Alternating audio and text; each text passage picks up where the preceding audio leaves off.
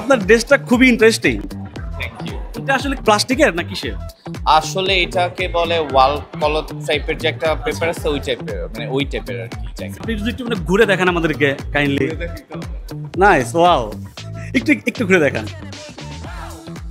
আপনার এই ড্রেসের ভিতরে কি বাতাস ঢোকে, হাওয়া বাতাস ঢোকে? নো, এটা আসলে শীতের জন্য করা হয়েছে। তো শীত এখন আসে নাই। এখন এই জায়গাতে ইনডোর, এটাতে তো প্রবলেম হবে না আই থিংক। আপনার এই ড্রেসের আইডিয়াটা কিভাবে আসলো? আইডিয়াটা আসলে এটা একটা বাইরের ফরেন মডেল ক্রিয়েট করছে, তো ওর থেকে আমি দেখে জাস্ট ক্রিয়েট করছি। সারা পাচ্ছেন কেমন এটার? এটা পরে অলরেডি অনেক মানুষজন দেখতেছে, ইয়ে করতেছে, কারণ এটা পরে আমি জাস্ট একটা শুট করছিলাম, তো এরপর থেকে আজকেই জাস্ট ফার্স্ট পড়া এটা আমি এইটা ভেবেই মানে ক্রিয়েট করছি যে আমি এটা কোনো অ্যাওয়ার্ড ফাংশনে পড়ে যাব।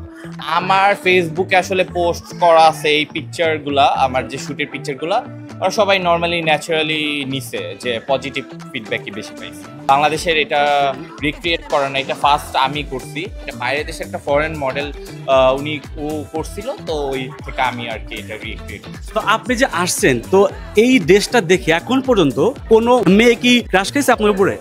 আই ডোন্ট নো, রাস্তাঘাটে দাঁড়ায় থাকলে এমনি অলরেডি অনেক মেয়েরা ক্রাশ খায়, আমি জানি না। পরে আমাকে বলে অনেকে যে ভাই তোমাকে দেখে আজকে ভাল লাগছে, এই সেই, তুমি এটা না পড়লেও পারতা বা এটাও পড়লে পারতা, এই আর কি। আপনার স্পেশাল ড্রেসটার প্রাইসটা কিরকম? আসলে এটা আমি এটার প্রাইস বলা যাবে না, কিন্তু বাইরের দেশে এটার প্রাইসটা অনেক। কিরকম? 10K এর উপরে, মানে বাইরের দেশে। বাংলাদেশে এটা তো আমি রিক্রিয়েট করছি, তো আমার একটু কম খরচ হয়েছে, এত খরচ হয় না। বাংলাদেশে কেমন খরচ পড়ছে আপনার একটা আইডিয়া দেন। 3K। আচ্ছা, মাশাআল্লাহ। কারণ এটা যে ট্রেলার তৈরি করছে উনি আসলে আমার এলাকার, আর উনি এটা বানায় জাস্ট, ওনাকে একটা অ্যাওয়ার্ড দেওয়া দরকার ছিল, কারণ এটা বানাইতে গিয়ে তার অলরেডি 4-5টা শুই ভেঙে গেছে। আচ্ছা, আপনার কি এরকম এছাড়া কি অন্য কোনো ভিন্ন ধর্মী ড্রেস পরেছেন এর আগে? না, আসলে যেহেতু আমি টুকটাক কাজ করি মিডিয়াতে, তো আমার টুকটাক ইউনিক কাপড় চোপড় পরা হয়। অ্যাবনর্মাল কোনো কিছু না, মানে নর্মালি মধ্যে সুন্দর।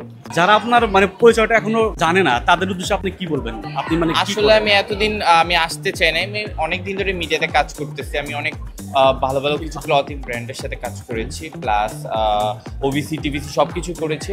কিন্তু আমি এতদিন আমি ভাবছিলাম যে আমি যখন অ্যাওয়ার্ড পাবো তখন আমি ইন্টারভিউ দিই। আপনার ফ্যামিলি আপনার এই ড্রেসটাকে কিভাবে দেখে?